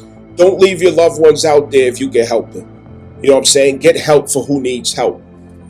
Bring it in. Come together. Don't worry about traditional ideals. If you are, say single or whatever, and you can save money by coming together and moving in with, another loved one or different things like that. Don't strain yourself for these South Node Virgo claims of status and perfection that you want everybody to see you as. Be realistic. Come together. You know what I'm saying? Expand your household. Make it easier for yourselves. Become the welfare for each other. And I know y'all don't like hearing it, you know what I mean? But some of you ladies out there, grab your sister by the hand and go find the appropriate man. Y'all know what I'm talking about. You know what I'm saying? We ain't going, we going to throw it out there and keep it real. Because some of y'all should do it. Grab your sister by the hand and go find the appropriate man. You know what I'm saying? Let's stop playing about it. Know that Virgo represents the workforce, the work crisis, the work situations that we have ongoing in this country. Let's not ignore that. Pisces, that represents the unemployment circumstance, status, and the confusion around the work status, especially as it relates to foreign persons, foreign entities, or aliens. Don't be fooled, you know what I'm saying, by this government. These Hollywood actors. Biden and Trump is on the same fucking team. Same team. One is playing the good cop, one playing the bad cop. But they the same team. Okay? Y'all seen First 48, you know what I mean? When they come in front of that camera, that interrogation, it seemed like the cops are on different sides. Again, that goes back to seeing duality. It's not duality. That's the deception. There's no duality. Biden versus Trump, or, liberals and conservatives, Republicans and Democrats. No, they all the same. They just got different approaches to the same impact on the people. Different approaches. Like Malcolm X called the Republicans the wolves, and he called the liberals the sly fox. All right? Understand that. Biden brought in illegal immigrants on purpose, and Trump is the one who's going to subject them through ICE to the 13th Amendment slavery clause, and then sell them back to his homeboys, the filthy rich reptilian billionaires. Slavery is still well alive. Did y'all catch what I just said? Did y'all niggas hear what I just said?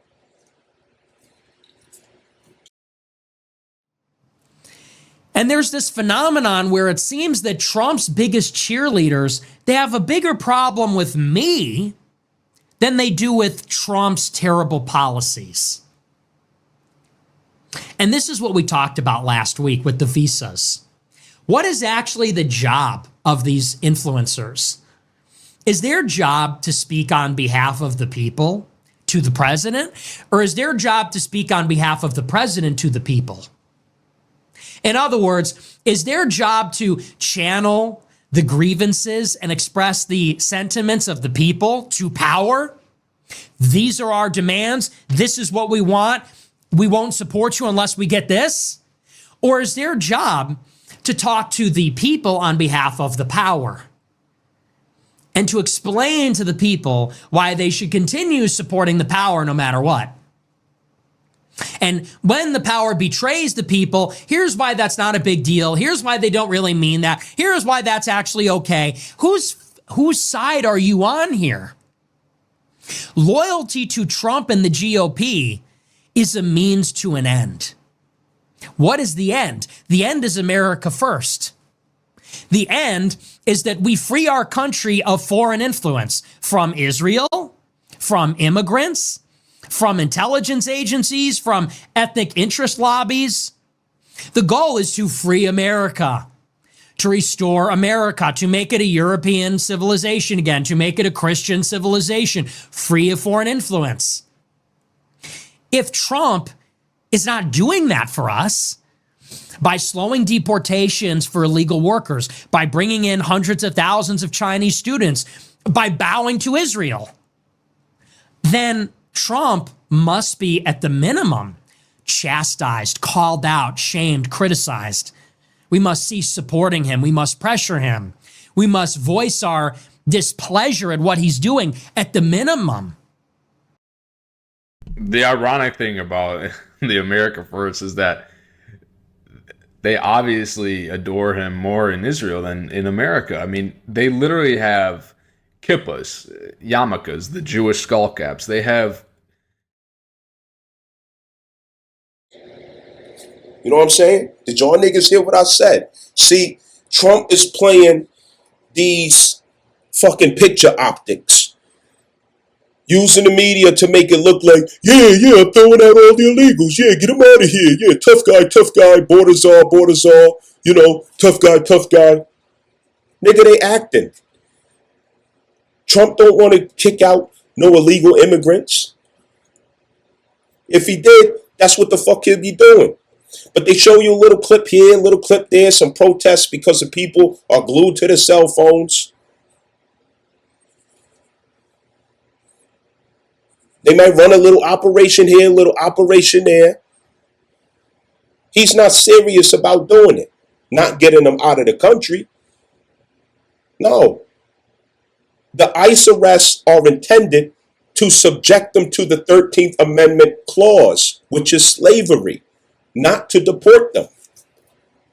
Which is why he even admitted to changing his mind about bringing some of them back.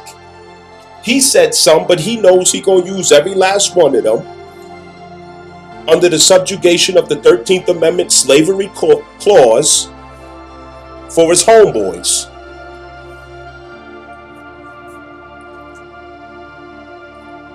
It used to be niggas that they did that with.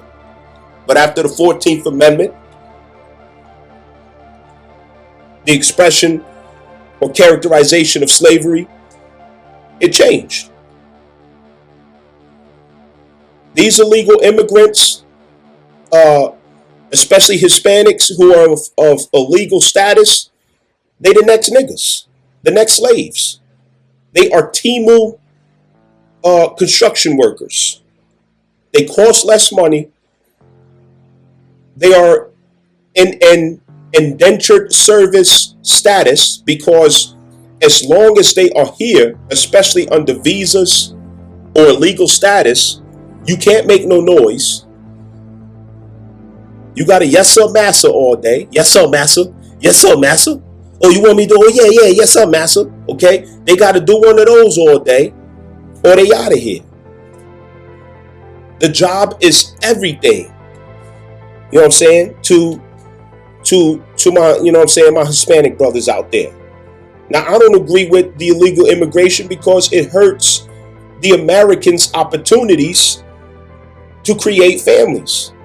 It destroys the confidence of American males to point at a girl and say, hey, I want to marry her, take care of her, and I want to have children and buy a house.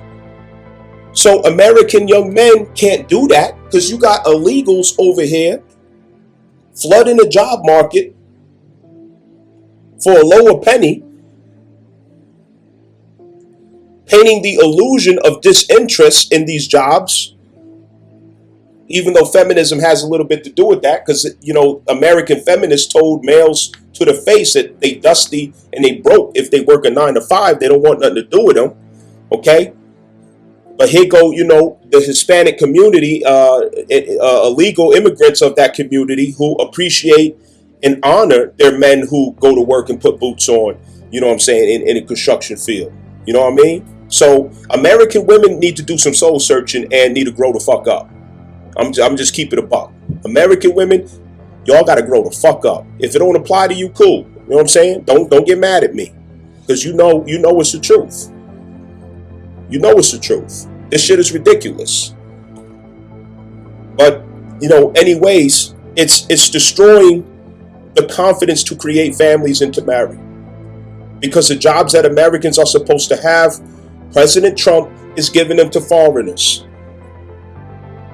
3,000 African American females sent home from the plantation, and Trump turns right around and proposes 600,000 Chinese students.